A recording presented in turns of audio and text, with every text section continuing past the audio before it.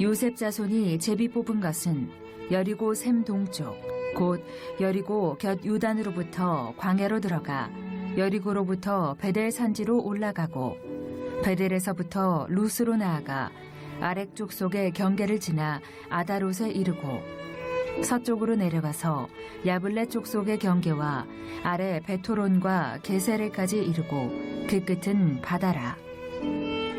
요셉의 자손 므낫세와 에브라임이 그들의 기업을 받았더라. 우리 은혜 많이 받읍시다. 한번 인사하시기 바랍니다. 감사합니다. 오늘 우리 본문의 말씀을 가지고 요셉 지파가 받은 분배받은 땅에 대해서 우리 말씀 은혜를 나누어 보도록 하겠습니다.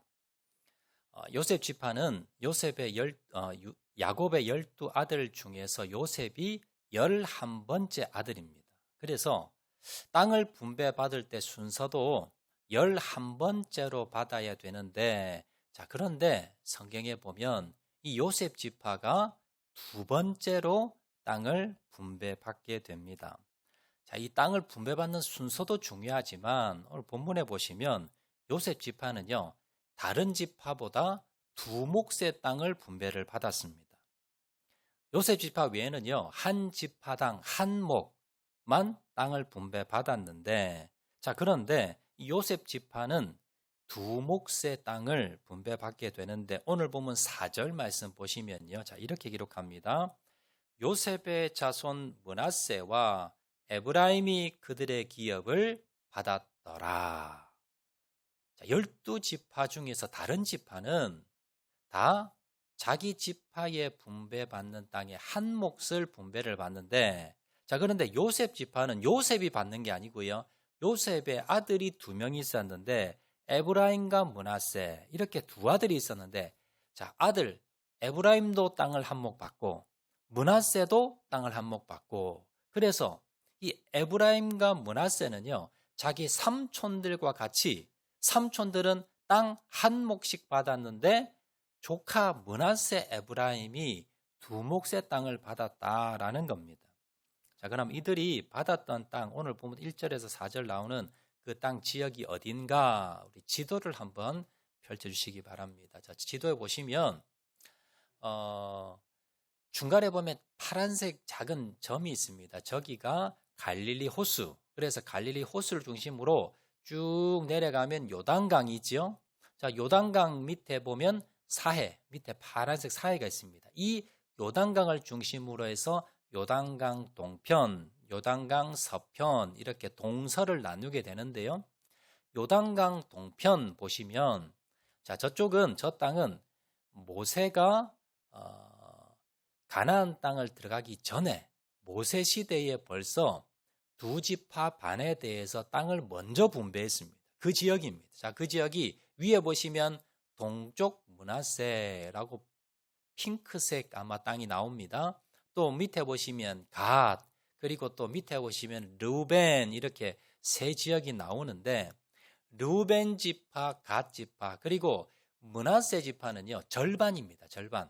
이 절반 지역에 해당하는 이 지파들이 요단강을 건너기 전에 모세 시대에 이 땅을 저희들에게 좀 먼저 주시기 바랍니다 라고 해서 모세가 오케이 합니다. 그래서 먼저 분배받은 곳이 요단강 동편, 그래서 므낫세, 갓 지파, 르우벤 지파 이렇게 먼저 땅을 분배받았는데, 이 요셉의 아들인 므낫세는요, 이 절반, 요셉 이 므낫세 지파의 절반이 먼저 동쪽의 땅을 받아서 저 위쪽에 저렇게 많은 땅을 받았습니다.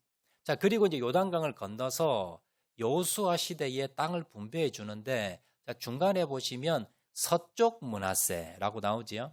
므낫세 지파의 절반은 먼저 동편에서 동쪽 므낫세가 받았고요.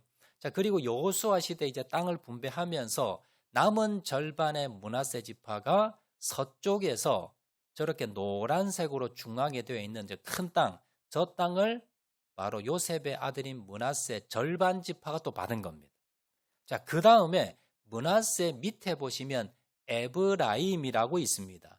저기가 또 요셉의 아들이었던 에브라임이 저 중앙 땅을 받은 겁니다.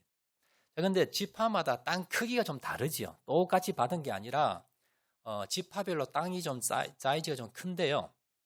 다른데 가장 큰 땅을 받았던 지파가 유다 지파입니다. 밑에 보시면 흰색으로 난 유다 지파. 유다 지파는요, 저 지역은 사막 지역이라서 쓸모 있는 땅이 많이 없습니다. 그래서 유다가 많은 땅을 가장 많은 받았고요. 가장 먼저 분배받은, 다음으로 땅을 분배받은 요셉 지파의 아들이었던 므낫세, 에브라임 이렇게 있는데, 자, 므낫세가 땅을 원래 동편에 받았는데 땅 크기 어떻습니까? 많지요. 다른 지파보다도 훨씬 더 많은 땅을 므낫세가 받았는데 이게 절반 받은 겁니다. 그리고 서편에 가면 노란색의 서쪽 므낫세. 그래서 동쪽 므낫세와 서쪽 므낫세 땅을 합치면요, 다른 지파보다 훨씬 더 많습니다. 거기에다가 밑에 에브라임까지 받았으니까 저쪽 땅을 하면 전체 땅의 한 3분의 1에서 4분의 1 정도 되는 12지파 가운데 가장 많은 땅을 분배받은 이 지파가 요셉 지파. 요셉의 아들 므낫세와 에브라임, 이렇게 이 두 아들이 실제적으로는 세 몫을 받았고요. 그리고 그 땅 사이즈로 본다면 다른 지파의 몇 배가 해당되는, 그래서 땅을 제일 많이 받은 지파가 어디냐? 요셉 지파입니다. 요셉은 아들 둘이가, 또 므낫세는 2개나 받았고요. 그 땅 면적도 엄청나게 많다라는 것을 알 수가 있습니다. 자, 이제 사진 내려주시고요. 자, 당시에 장자로 태어나면, 첫 번째 아들로 태어나면 다른 자녀들보다 2개의 더 혜택이 있습니다. 첫 번째는 아버지의 지위를 이어받습니다. 그래서 장자가 되면요, 아버지가 왕이었다 하면 이 장자 첫 번째 아들이 또 이어서 왕이 되는 겁니다. 아버지가 족장이었다 그러면 그 첫 번째 아들이 족장의 그 지위를 이어받게 됩니다. 자, 야곱의 그 지위를 이어받은 지파가 지난주 살펴보았지요. 유다 지파입니다. 유다는 4번째 아들이었지만, 그러나 그가 장자의 그 혜택 중에 아버지의 지위를 이어받은 사람이 유다였고요. 자, 그리고 장자 지파는요, 장자가 되면 또 그 당시 풍속에 하나 더 받는 것이 있는데 재산입니다. 재산을 다른 자녀들보다, 다른 아들보다 2몫의 재산을 받게 되는데, 야곱의 그 2몫의 재산을 받은 사람이 누굽니까? 바로 오늘 본문에 나오는 요셉 지파입니다. 그래서 이 요셉은 요셉 지파라고 해서 땅 하나를 분배받은 것이 아니라 바로 그 자녀의 아들을 통해서 바로 2몫의 땅을 이어받게 되었다라는 겁니다. 그래서 므낫세와 에브라임 이렇게 해서 2몫의 땅을 받게 되었는데, 자, 결론적으로 원래 야곱의 장자는요, 르우벤입니다. 르우벤. 근데 이 르우벤은요, 장자가 되지 못했어요. 태어날 때는 장자였지만 장자의 역할을 하지 못하면서, 그러면서 장자를 빼앗기게 되는데, 자, 지난 시간에 살펴본 대로 유다 지파가 아버지 야곱의 그 권한을, 지위를 이어받아서 12지파를 지배하는, 그리고 다스리는 그런 지파가 되었는데, 그래서 이 유다 지파에서 솔로몬 왕, 또 다윗 왕, 이렇게 왕들이 계속 나오고요. 그리고 또 수도가, 이스라엘의 수도가 어디입니까? 예루살렘이었습니다. 처음 헤브론이었다가 예루살렘으로 바뀌게 되는데, 이것이 바로 이 유다 지파가 속한 땅에서 수도가 나왔다. 그래서 유다 지파가 12지파를 다스리는 그런 지파가 되었는데, 왜 그러면 유다 지파가 4번째 아들이었던 유다 지파가 이 나라를 다스리게 되었는가? 그 이유 지난 시간 살펴보았습니다. 먼저 이 유다는요, 11번째 아들 요셉의 생명을 살려줍니다. 자, 그리고 가족이 이제 가뭄이 들어서 굶어 죽을 상황에 애굽의 양식을 얻으러 갔다가 12번째 아들 베냐민이 억울한 누명을 쓰고 노예 신세가 됩니다. 그때에 이 4번째 아들 유다가, 내가 대신, 우리 동생을 대신해서 내가 노예로 여기서 잡혀서 있겠습니다. 라고 헌신하고요.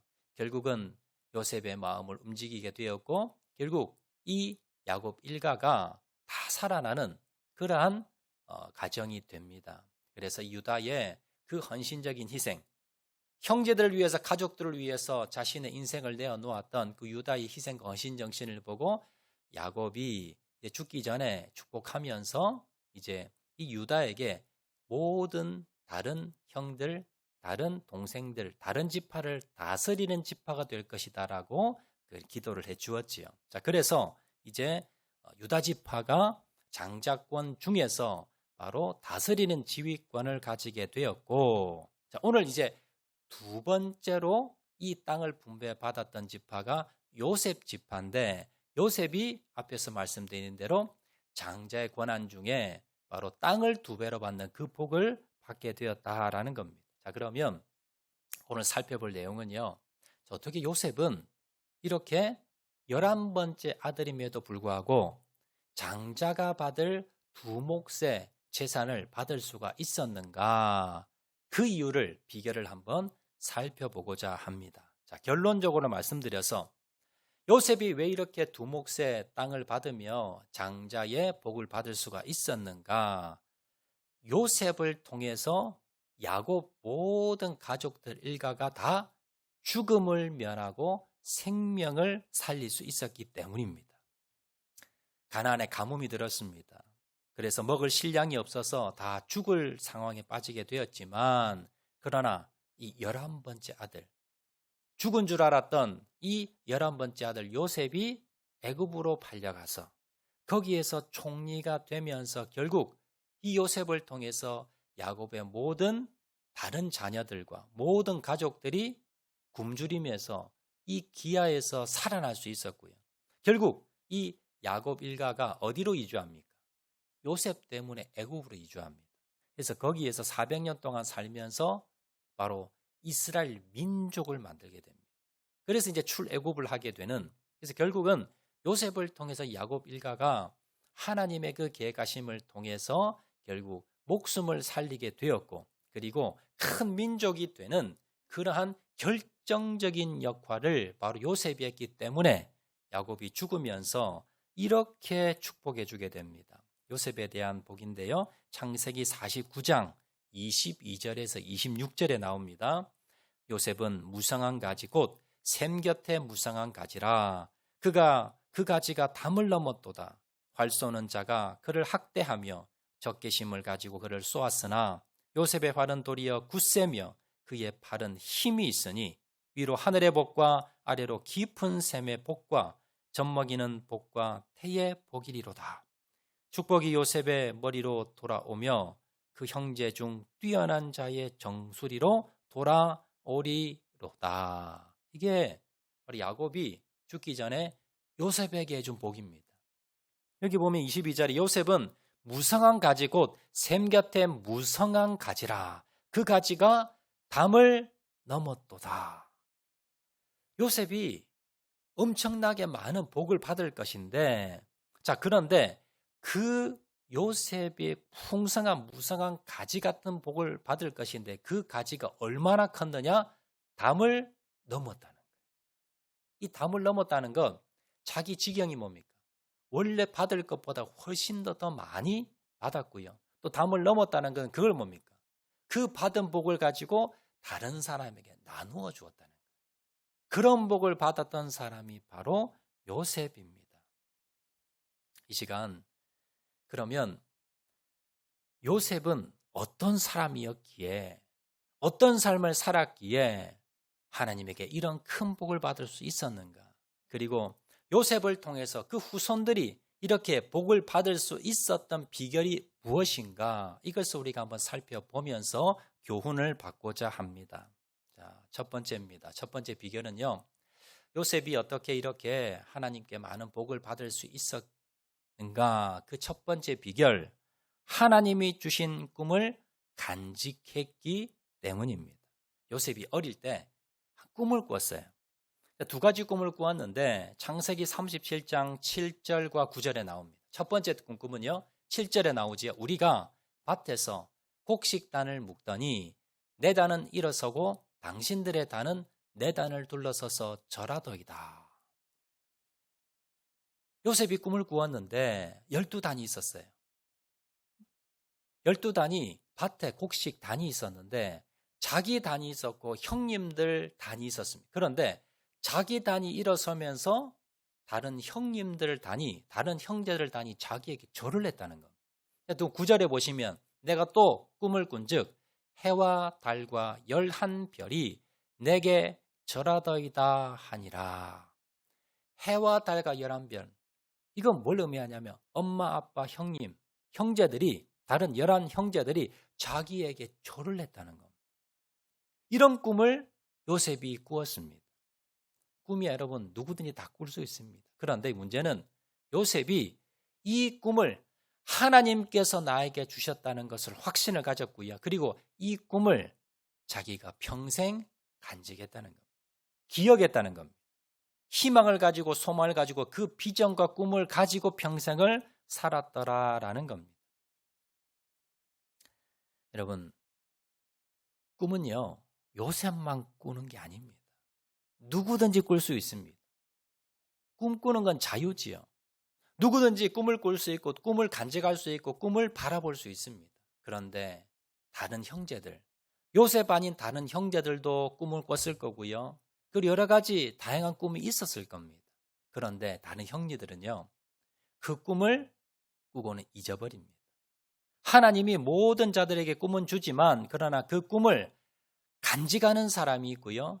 그 꿈을 그냥 가졌다가 잃어버리는 사람들이 있습니다. 요셉은요, 하나님이 주신 꿈을 간직했습니다. 그리고 평생 그 꿈을 잊어버리지 않았고 그 꿈을 바라보면서 아무리 힘들고 아무리 어려워도 흔들림 없이 그 꿈만을 쫓아서 살았던 사람이 요셉입니다. 반드시 하나님께서 이 꿈을 이루어 줄 거야 라고 소망을 가졌습니다. 사실 요셉은요, 이 꿈 때문에 어떻게 됐습니까? 형들에게 미움을 받았고 그리고 노예로 팔려갑니다. 꿈 때문에 자기가 어려움을 겪고 고난을 겪었지만 그러나 하나님께서 이 꿈을 이루어 주시겠다라는 그러한 희망을 버리지 않았더라라는 겁니다.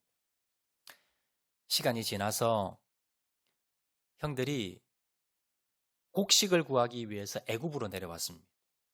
애굽의 총리가 되었던 요셉은 형들을 알아봤습니다. 그런데 형들은 알아보지 못하지요. 그때에 요셉이 이렇게 고백합니다.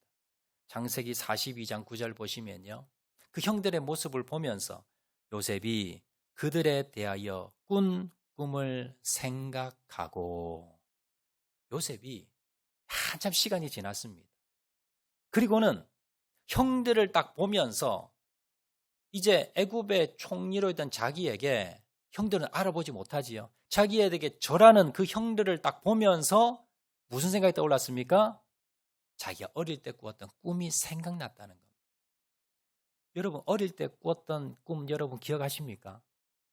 거의 대부분 기억하지 못합니다. 그런데 요셉은 이걸 어떻게 생각했을까요? 어떻게 기억이 났을까요? 잊어버리지 않았기 때문에.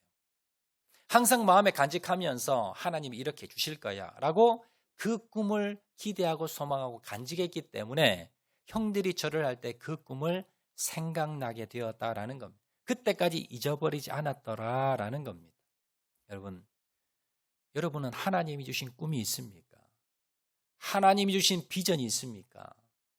모든 사람에게 하나님께서는요, 꿈을 주십니다. 그런데 어떤 사람은 그 꿈을 간직합니다. 하나님이 이렇게 주신다고 하셨어. 그 희망을 가지고 소망을 붙들고 나가는 사람이 있는 반면에요, 똑같이 꿈은 줬지만 잊어버리고 사는 사람들이 많습니다. 하나님은 오늘 설교 말씀을 통해서 또 성경 말씀을 통해서 우리에게 날마다 꿈을 주십니다.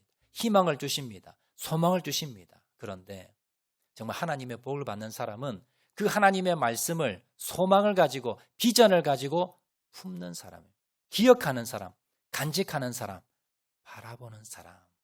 이 사람이 바로 요셉이었다는 것을 여러분 기억하시기를 바랍니다. 아무리 힘들고 아무리 바쁘고 아무리 여러분 시간이 없다 하더라도 하나님 주신 이 비전, 하나님 주신 꿈, 이것을 간직하고 바라보고 나가시는 저와 여러분 되시기를 주의 이름으로 축원을 드립니다. 두 번째 비결입니다. 요셉이 이렇게 복을 받을 수 있었던 두 번째 비결은요, 고난 가운데 원망하지 않고 하나님을 바라보았기 때문입니다.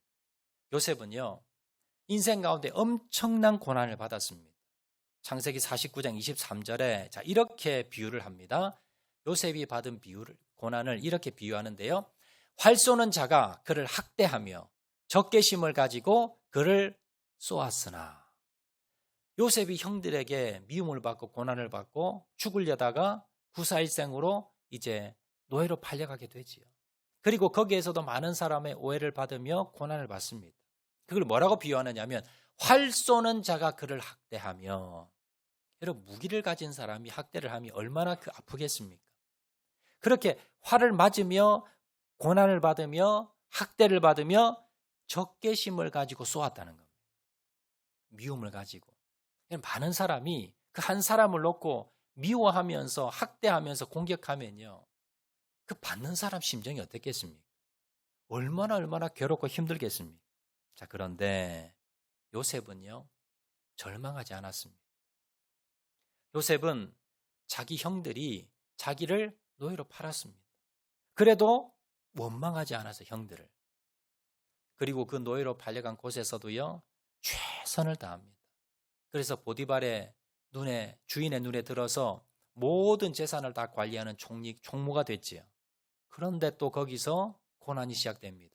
보디발의 아내가 이 요셉을 유혹했는데 그걸 거절했다는 이유로 이 아내가 모함을 해서 감옥에 가둬버립니다.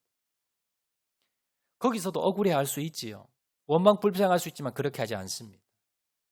거기도 성실하게 주님만을 바라보고 일해서 거기서 감옥에서 또 뭡니까? 감옥에서도 인정을 받습니다. 그리고 나중에 바로 왕의 꿈을 해석해 주고는 바로 이집트, 애굽의 총리가 결국은 되었다라는 겁니다. 여러분, 결국 요셉이 이렇게 복을 받을 수 있었던 비결은요, 고난이라는 걸 어떻게 내가 받아들이느냐. 내 인생에 이해되지 않는 고난이 있을 때 그 고난을 내가 어떻게 해석하고 내가 그 고난을 어떻게 받아들이느냐. 이것이 바로 요셉을 복을 받을 수 있는 사람에 대한 결정적인 이유가 되었다라는 겁니다. 여러분, 우리도요, 인생을 살아가면서 내가 원하지 않는 고난을 당할 때 있습니다. 원하지 않는 사람을 통해서 내가 원하지 않는 고난을 받고요, 학대를 받고 내가 억울한 일을 당하고 내가 고난과 고통을 받고, 여러분, 이러한 내가 이해되지 않는, 내가 원하지 않는 어려움과 고난을 당하는 사람 많이 있습니다. 자, 그런데 그 중에서 반응이 두 가지입니다. 첫 번째 사람은요, 내가 왜 이 고난을 당해야 돼? 원망하는 사람이 있어요. 그리고 원망의 대상을 찾습니다. 내 남편 때문에, 저 형제 때문에, 저 친구 때문에, 저 사람 때문에. 그러면서 계속해서 그 사람 때문에 내가 이렇게 됐어. 저 사람 때문에 내가 저래 된 거야. 내가 부모 잘못 만나서, 내가 남편 아내 잘못 만나서, 내가 형제 잘못 만나서, 내가 저 선생님 잘못 만나서, 내가 친구 잘못 만나서. 그러면서 그 사람에 대해서 원망하며 불평합니다. 불평하다 원망하다가 대상이 없으면요, 조상 탓도 하고요, 대통령 탓도 합니다. 그러면서 원망거리를 찾습니다. 그런데 어떤 사람은요, 똑같이 어려움을 당했습니다. 고난을 당했는데 원망하지 않습니다. 하나님의 뜻이 있을 거야. 그 고난을 통해서 뭘 바라봅니까? 하나님을 바라봅니다. 어려운 가운데 주님을 찾습니다. 그리고 하나님께 기도합니다. 고난, 어려운 가운데 오히려 하나님을 만나는 사람이 있는 반면에요, 고난 가운데 원망하며 불평하며 자포자기하는 사람이 있더라는 겁니다. 요셉은 어떻게 했어요? 요셉은 자기가 감당할 수 없는 어려움에 빠지자 그가 하나님을 바라봤어요. 하나님을 바라보면서 하나님이 내 꿈을 이루어 주기 위해서 고난을 주실 거야 라고 믿었고요, 원망하지 않고 그 있는 자리에서 최선을 다하게 됩니다.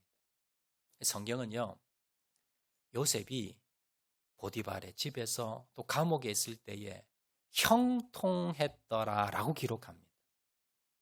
하나님이 보시는 형통과 우리가 보는 형통은 다릅니다. 우리는요, 어려움도 없고 고난도 없고 내가 하는 일들마다, 내가 사는 집마다 오르고 잘 되고 돈을 벌고 잘 나가고 어려움은 피해 나가고 그러면 저 사람 형통하구나 라고 이야기하지요. 근데 하나님은 아닙니다. 내가 억울한 일을 당하고 내가 고난을 당하고 내가 어려움을 당하는데, 자, 그런데도 뭐예요?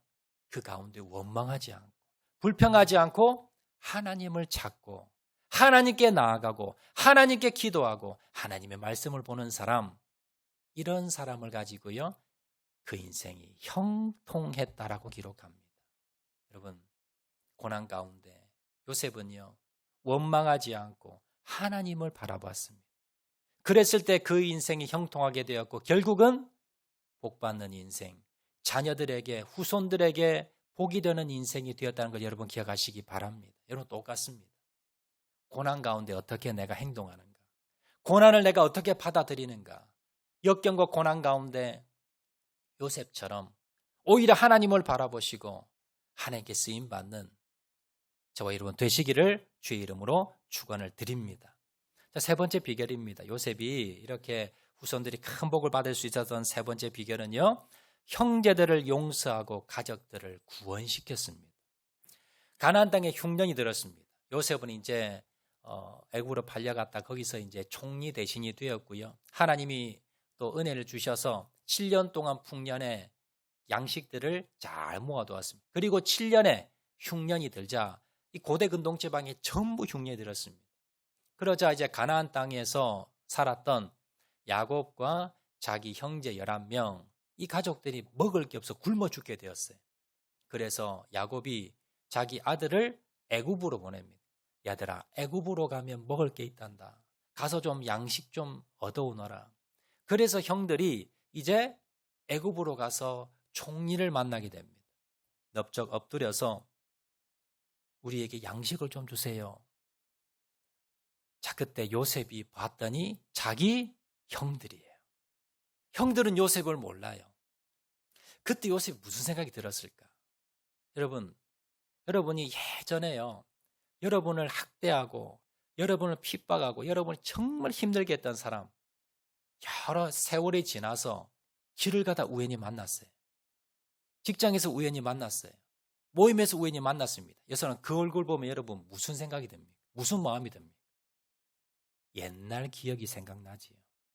옛날에 저 인간 때문에, 저 사람 때문에 내가 힘이 들었는데, 그러면서 내가 옛날 생각이 떠오릅니다. 분노가 떠오릅니다. 어떻게 하면 복수할까? 이 생각이 떠올랐을 겁니다. 그런데 요셉은요, 자기를 그렇게 힘들게 했던, 미워했던 형들, 내 인생을 이 수렁에 빠뜨렸던 그 형들을 보면서 뭐라고 이야기했는가? 창세기 45장 5절 보시면 형들에게 이렇게 답변합니다. 당신들이 나를 이곳에 팔았다고 해서 근심하지 마소서. 한탄하지 마소서. 하나님이 생명을 구원하시려고 나를 당신들보다 먼저 이곳에 보내셨나이다.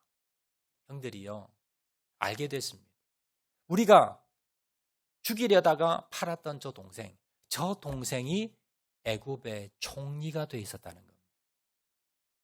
큰일 났습니다. 이제 저 동생이 우리에게 복수하면 어떻게 할까? 벌벌 떨고 있는 그 형들에게 뭐라 그러면, 형님들 근심하지 마세요. 걱정하지 마세요. 형이 나를 여기 팔았다고, 나를 학대했다고, 나를 미워했다고 근심하지 말, 걱정하지 말라는 겁니다. 형들이 나를 여기 파는 것은 하나님이 우리 가족을 구원시키기 위해서 하나님이 판 거지 형들이 한 게 아니에요. 이렇게 형들을 위로했더라는 겁니다. 결국은요, 이 말은 뭡니까? 형들을 용서했다는 겁니다. 요셉도 인간인데 여러분 얼마나 이 감정이 있었겠습니까? 그런데 요셉은요, 미워하지 않았어요. 그리고 형들을 용서했다는 겁니다. 그리고 뭘로 봤느냐? 이게 우리 가정을 구원시키려는 구원의 역사로 모든 걸 바라봤다는 겁니다. 이걸 신학적인 용어로 구속사적 해석이라는 겁니다. 성경은요, 여러 가지 고난과 어려움이 있는데 그걸 뭡니까? 결국은 예수님께서 우리를 구원하시기 위한 그 계획 안에 이런 일들이 있었다. 이게 구속사적 신학이라는 거예요. 여러분 마찬가지입니다. 여러분의 인생 가운데 여러 가지 이해되지 않는 고난과 어려움과 역경이 있었습니까? 이걸 뭘로 해석하셔야 되냐면요. 구속사적으로 해석하는 겁니다. 결국 내가 주님을 만나게 하기 위해서, 주님 바라보게 하기 위해서, 우리 가족들이 하나님께 나가게 하기 위해서, 우리 가족을 구원시키기 위해서 하나님께서 이런 어려움을 주셨다는 거예요. 여러분 가정의 어려움, 여러분 자녀의 어려움, 여러분 직장의 어려움, 사업의 어려움, 질병의 어려움, 여러분 그 가운데 원망하지 마시고요. 이 모든 걸 뭘로 해석합니까? 하나님이 나를 구원시키기 위해서, 하나님이 우리 가족을 구원시키기 위해서, 하나님 우리 가족을 예수 믿어 천국 가게 하기 위해서 이 어려움이 있었다는 거예요. 이렇게 해석하면 모든 것이 뭐예요? 모든 게 감사예요. 모든 게 은혜입니다. 바로 요셉이 그렇게 바라본 겁니다. 그리고 형들을 용서해주고 형들에게 은혜를 베풀어서 그 모든 형들을 이주시켜서 이곳에서 정말 여러분 행복한 그러한 풍요로운 그러한 삶을 살게 해 주었다라는 겁니다.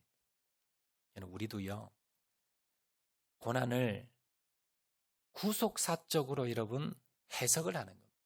여러분 신앙의 믿음은 뭐냐면 나에게 일어났던 일들을 믿음으로 해석을 하는 거예요. 그래서 하나님께서 바로 우리 가족을 구원시키려고, 우리 자녀를 믿음의 자녀 만들려고, 우리 모든 가족을 천국 백성 만들려고 하나님께서 해주신 거야. 이러한 믿음을 가지고 여러분 아프게 한 사람이 있다면, 여러분 아프게 한 가족이 있다면 용서하시고요. 믿음의 눈으로 바라보시는 저와 여러분 되시기를 주의 이름으로 축원을 드립니다. 우리나라 신앙인 중에, 우리나라 사람 중에요, 요셉 같은 삶을 살았던 분이 계셔서 제가 소개해 드리도록 하겠습니다. 강영우 박사라는 분입니다. 1912년에 소천하신 분인데요. 여러분 많이 아시는 분들 많이 계실 겁니다. 영화도도 뭐 드라마 이렇게 책으로 많이 나온 분인데, 이분이 1944년 경기도 양평에서 출생하게 됩니다. 그런데 요셉같이요 참 어려움을 많이 당했습니다. 13살 때 아버지가 돌아가셨어요. 그리고 14살 중학생 때였는데 어느 날 이제 축구 시간에, 그 체육 시간에 축구를 하다가 이 다른 친구가 이렇게 축구공을 좀 세게 찼는데 얼굴에 이렇게 맞은 겁니다. 보니까 이제 뭐 눈도 좀 아프고요, 뭐 많이 아프고 해서 어머니가 데리고 이제 동네 병원에 데리고 간 겁니다. 동네 병원에 데려갔는데 의사가 이렇게 진찰하더니 괜찮다는 거예요. 괜찮다고 집에 돌려 보냈습니다. 사실은요, 눈에 각막 박리라고 해서 각막이 다 깨어져 가지고 지금 급히 빨리 이 치료를 받아야 되는데 이걸 시기를 놓쳐버린 거예요. 나중에 이제 점점 눈이 안 보여지는 겁니다. 그래서 나중에 이제 큰 병을 찾아갔더니 늦은 거예요. 벌써 각막이 다 손실이 되고 되돌릴 수 없는, 치료가 되지 않는, 그래서 결국은 뭡니까? 시각장애인이 됩니다. 어머니가, 큰아들이 장손이, 아버지도 죽고 큰아들이 이렇게 시각장애인이 되었다는 걸 듣고는요, 너무 시름시름 앓다가 어머니가 다음 해에 또 죽게 됩니다. 부모님이 없으니까 큰 누나가 있었는데요, 큰 누나가 이 동생들 3명이 있었는데, 강용호 박사와 2명 동생이 있었는데, 이 동생들 책임지기 위해서 새벽부터 나가서 밤늦게까지 공장에서 일을 하다가 과로사로 이 누나가 몇 년 뒤에 또 죽게 됩니다. 이제 형제 3명이 남았는데, 이제 강용호 박사 시각장애인이고 동생 둘인데요. 이 동생 둘은 한 명은 친척집에, 한 명은 고아원에, 자기는 시설에 들어가서 이제 안마 기술 배우는 겁니다. 시각장애인이 당시 할 수 있었던 것은요, 안마 배워서 시각장애인들이 이제 가서 이제 안마하는 이것밖에 할 수 있는 게 없어요. 그래서 자기는 공부하고 싶었는데 공부를 가르쳐 주지 않고요, 시설에서 이제 안마 기술만 배우는 겁니다. 이 강용호 박사가 독실한 기독교 신자였습니다. 그가 하나님께 기도하며, 하나님, 내 눈 좀 뜨게 해주세요. 내가 지금 장애인인데 눈을 뜰 수가 없는데 병원에서 고치지 못한다 그러는데 성경에 보니까 이 시각장애인 예수님이 눈을 고쳐줬다는 기록이 있는데 하나님, 예수님 나도 눈을 좀 뜨게 해주세요. 자, 매일마다 그렇게 간절히 기도를 했답니다. 그렇게 기도를 하다가 예수님을 이제 인격적으로 만난 거예요. 예수님이 응답해 주시는데 눈 떠달라고 이제 기도를 했는데 예수님이요? 아니라는 겁니다. 노라고 응답을 주셨어요. 자, 그런데 실망하지 않았습니다. 왜냐하면 예수님 뭐라 그러냐면요. 너를 통해서 내가 할 일이 있다는 겁니다. 네 눈은 뜨지 못하지만 그러나 눈 뜨게 해달라는 그 기도는 응답되지 않지만 너를 통해서 분명히 놀라운 일을 너를 통해서 하실 거다. 이 응답을 받은 거예요. 강영우 박사 그때부터 하나님께 기도하면서 이 소망이 생긴 겁니다. 그러면서 자기가 꿈을 꾸었는데 꿈을 가졌는데 비전을 가졌는데 세 가지 비전을 가졌어요. 첫 번째는 뭐냐면 하나님 나 대학 들어가게 해주세요. 나 공부하고 싶은데 대학에 들어가게 해주세요. 그 당시는요 시각장애인이라고 따로 이렇게 시험을 칠 수도 없고요. 그리고 시각장애인들 원서를 받아두질 않은 그런 시대였습니다. 그런데도 하나님 나 대학 들어가게 해주시고 두 번째는요 한술 더 떠서 나 미국에 유학 가게 해주세요. 그리고 세 번째는요 나 대학 교수 되게 해주세요. 이 세 가지 꿈을 꿉니다. 현실적으로는 세 가지는 뭐며 이루어질 수가 없는 꿈입니다. 그런데 그가 예수님을 만나고 그리고는 이 세 가지 비전을 가지고 기도하게 되고요. 우여곡절 끝에 결국은 뭡니까? 이 강영호 박사가 연세대학교 교육학과에 입학을 하게 됩니다. 자, 그리고 이제 졸업할 때쯤 되어서 아내를 석은옥 씨라는 아내를 만나서 결혼도 하게 되고요. 자, 그리고 연세대학교를 졸업하고 난 뒤에 1927년, 1972년 국제 로터리 재단으로부터 장학생으로 뽑혀서 미국 유학길에 올라서 피처버그 대학교에서 교육학 박사 학위를 받게 됩니다. 그리고 미국의 일리노이 대학에서 교수가 되고요. 일리노이 주 특수교육국장을 역임합니다. 그리고 놀랍게도 2001년도 부시 대통령 있을 때 부시 대통령 행정부에서 백악관의 장애인위원회 정책 차관에 임명되게 됩니다. 우리나라 미국의 100년 이민 역사 중에 정치적으로 가장 높은 고위급에 올랐던 사람이 강영호 박사입니다. 차관까지 올랐으니까요. 여러분, 그는요, 감히 상상할 수 없는 그런 고난을 겪었습니다. 그 가운데서 그는 요셉처럼요, 하나님께 기도하면서 하나님을 만났어요. 그리고는 그가 꿈을 가집니다. 비전을 가집니다. 대학 가게 해주시고, 박사 되게 해주시고, 유학 가게 해주시고, 교수 되게 해주시고. 그런데요, 믿음으로 그가 기도하며 나아갔을 때 결국 뭡니까? 이걸 모두 다 이루게 되고 자기가 꿈꾸지도 않았던 한국 이민 역사상 가장 높은 그러한 지위에 오르게 되었더라라는 겁니다. 그런데요, 강영호 박사의 복은 자기 때 끝나는 게 아니라 자녀들에게 또 이어지게 됩니다. 두 명의 아들이, 요셉처럼요, 이 강영호 박사가 두 명의 아들이 있었습니다. 이 두 명의 아들 중에 첫 번째 아들은요, 강진석이라는 첫 번째 아들은 어릴 때부터요, 무슨 꿈을 꿨냐면 아버지가 시각장애이잖아요. 그래서 하나님, 나는요, 우리 아버지 눈을 고치는 의사가 될래요. 그래서 열심히 공부해서 의사가 됐습니다. 안과 의사. 그래서 지금은요, 워싱턴 DC 지역의 안과 의사 협회장을 하면서 많은 자들에게 의술로 하나님의 사랑을 전한 자가 되었고요.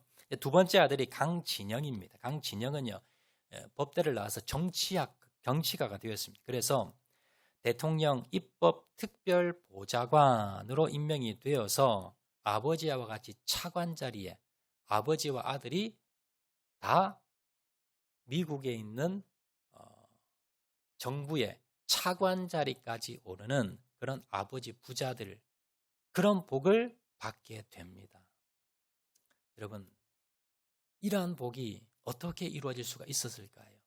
강용호 박사가 내 인생은 왜 이러냐 라고 하면서 낙심하며 절망하며 원망하며 불평했던 것이 아니라 바로 그 고난을 통해서 뭘 했습니까? 하나님을 바라봤어요. 하나님을 찾았고 하나님을 통해서 뭘 발견합니까? 꿈과 비전을 가지게 됩니다. 그리고 그 꿈과 비전을 가지고 주님을 바라보며 나갔을 때 결국 이걸 자기의 꿈을 능가하는 것을 이루게 되었고요. 그리고 그 복을 자기 후손들에게 이걸 이어져 나가게 되었다라는 겁니다. 강용호 박사가 2012년도에 이제 소천을 하셨는데요. 소천하시기 전에 마지막으로 집필했던 책이 있습니다. 그 책이 뭐냐면 저 책입니다. 제목이 제가 참 제목을 읽으면서 가슴이 뭉클했어요. 책 제목이 뭐냐면 내 눈에는 희망만 보였다. 저게 책 제목입니다. 여러분 강용호 박사의 인생을 보면서 일반 사람들은요 뭐만 보입니까? 지금 성공하기 이전에 어릴 때 아버지 어머니 다 돌아가시고 시각장애인 되고 누나 죽고요. 자녀들 다 뿔뿔이 흩어지고 자기는 맹인 시설에 들어가 있었을 때 여러분 뭐만 보입니까? 절망만 보였습니다. 그런데 강용호 박사가 그 절망 가운데 하나님을 찾았고요. 하나님을 만났고 하나님을 만나보니까 그의 눈에 뭐만 보입니까? 희망만 보였다는 겁니다. 여러분 그 희망이 요셉도 마찬가지예요.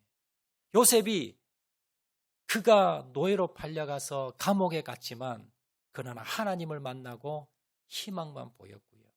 그 희망을 붙들고 나아갔을 때 결국은 총리가 되었고 가족을 살리게 되었고 그 후손들이 복을 받았고 강용호 박사도 그런 인생을 살았다는 것을 여러분 기억을 하시고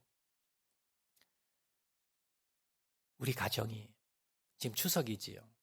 여러분 추석에 가족들이 모여서 가족들이 한자리에 아마 같이 모여서 행복한 가정을 위해서 아마 여러분 담소를 나눌 겁니다. 우리 가정이 행복한 가정, 우리 자녀들이 행복된 복된 가정 되기 위해서 여러분 뭘 하셔야 되나요? 바로 요셉과 같은 가정 되시기를 바랍니다. 강영우 박사와 같은 가정이 되시길 바랍니다. 그리고 요셉은 어떤 삶을 살았을까요? 첫 번째, 하나님이 주시는 비전과 꿈을 끝까지 품고 바라보고 살았습니다. 두 번째, 고난 가운데 원망하며 불평하지 않고 그 고난을 통해서 하나님을 만나는 그러한 계기로 만들었습니다. 세 번째, 형제들을 용서하고요. 나에게 아픔을 준 사람을 용서하고 가족을 구원시키는 그런 자가 되었습니다. 여러분, 고난이 있습니까? 어려움이 있습니까? 고난 가운데 주님 바라보시고 하나님의 섭리를 바라보시고 고난 가운데 꿈을 가지고 믿음을 가지고 주님 바라보는 저와 여러분 되시기를 주의 이름으로 축원을 드립니다. 우리 말씀 생각하면서 찬양하도록 하겠는데요. 주만 바라볼지라 우리 한번 찬양하도록 하겠습니다.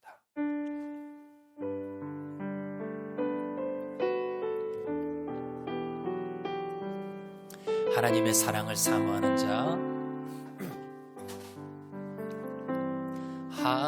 하나님의 사랑을 사모하는 자, 하나님의 평안을 바라보는 자, 너의 모든 것 창조하신 우리 주님이 너를 얼마나 사랑하시는지 하나님께 찬양과 경배하는 자, 하나님께 찬양과 경배하는 자, 하나님의 선하심을 닮아가는 자, 너의 모든 것 창조하신 우리 주님이 너를 찬양 삼으 하나님 사랑의 눈으로 하나님 사랑의 눈으로 너를 어느 때나 바라보시고 하나님 인자기로서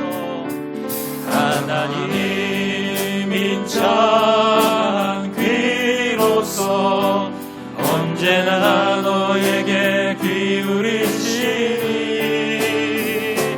어두움에 밝은 빛을 비춰주시고 너의 작은 신음에도 응답하시니 너는 어느 곳에 있든지 주를 바라고 주만 바라고 하나님 사랑의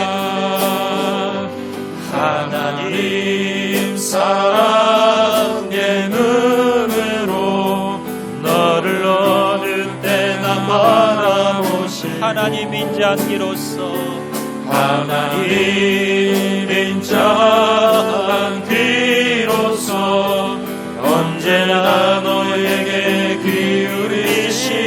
기울이시니 어두움에 밝은 빛을 비춰 너의 작은 신음에도 작은 신음에도 너는 어느 곳에 있든지 너는 어느 곳에 있든지 주를 주만 바라볼지라.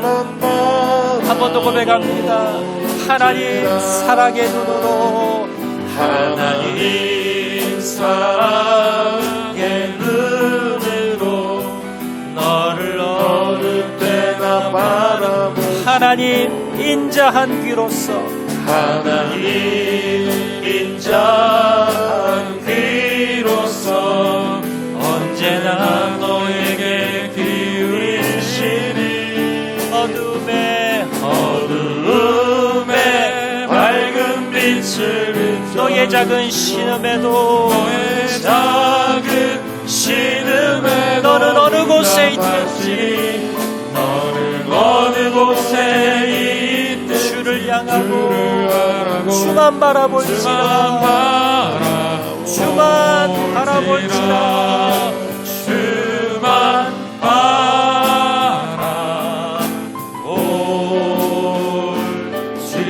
바라볼지라. 시간 한번 통성으로 기도하실 때에 주님 요셉의 신앙을 본받기를 원합니다. 어떠한 환난과 어려움과 고난 가운데서도 주님이 주시는 비전과 꿈을 가지게 도와주시고 고난과 어려움과 역경 가운데 하나님 좌절하며 절망하며 원망 불평하지 않게 도와주시고 주님께 나가는 동기가 되게 도와주시고 주님을 찾는 계기가 되게 도와주시고 주님께 엎드려 기도하는 저를 되게 도와주시옵소서. 하나님 나의 인생을 돌아보며 어려움과 고난과 역경을 해석하면서 우리 가족을 구원시키기 위해서 나를 천국 백성 만들기 위해서 하나님이 나를 구원시키고 우리 가족을 구원시키기 위해서 하셨다는 것을 깨닫게 도와주시고 구속사적인 눈을 가지고 나의 인생을 바라보며 감사하는 절을 낼 수 있도록 은혜 베풀어 주시옵소서. 우리 다 같이 한번 통성으로 기도하도록 하겠습니다. 사랑과 은혜가 많으신 아버지 하나님, 주의 은혜와 사랑을 감사합니다. 내가 받은 이 고난이, 내가 받은 이 역경이 모두 다 하나님의 은혜였음을 하나님 고백하게 도와주시고 이 고난을 통해서 하나님 주님께 나가게 도와주시고 주님을 만나게 도와주시고 주님을 의지하게 도와주시고 주님 앞에 기도하는 저를 낼 수 있도록 은혜 베풀어 주시기를 간절히 바라고 소원합니다. 어려움과 힘든 가운데서도 주님이 주시는 말씀을 가지고 꿈과 비전을 가지고 나가게 도와주시고 하나님 내 인생의 어려운 고난과 역경을 바라보면서 원망하며 불평하는 것이 아니라 하나님 구속사적으로 하나님 모든 내 인생을 해석할 수 있는 일을 낼 수 있도록 은혜 베풀어 주시기를 간절히 바라고 소원합니다. 나를 구원하고 우리 가정을 구원하기 위해서 하나님께서 이 고난을 허락하셨다는 것을 깨닫게 도와주시고 오직 주님을 바라보며 믿음으로 나가는 줄을 낼 수 있도록 아버지 하나님 도와주시길 원합니다. 하나님 역사하여 주시길 원합니다. 하나님 도와주시길 간절히 바라고 소원합니다. 아버지 하나님 역사하여 주시고 하나님 은혜 베풀어 주시고 하나님 도와주시길 간절히 바라고 소원합니다. 아버지 하나님 역사하여 주시옵소서. 하나님 은혜 베풀어 주시옵소서. 하나님 도와주시길 간절히 바라고 소원하오니 하나님 역사하여 주시길 간절히 바라고 소원하오니 가족이 하나 되게 도와주시고 하나님의 은혜 가운데 우리 가족이 하나님 구원받게 도와주시고 주님 앞에 감사하는 절을 낼 수 있도록 은혜 베풀어 주시옵소서. 주님 사랑과 은혜가 많으신 아버지 하나님, 주의 은혜와 사랑을 감사합니다. 우리 요셉의 신앙을 본받기를 원합니다. 내 인생을 돌아보며 힘들고 어려웠던 고난과 역경의 그 모든 시간들을 주님께서 나를 구원하시고 우리 가족을 구원하시기 위하여 우리 가정 가운데 우리 자녀들에게 복을 받게 하기 위한 일함이라는 것을 깨닫게 도와주시고 감사하며 주님 앞에 나가는 저를 되게 도와주시옵소서.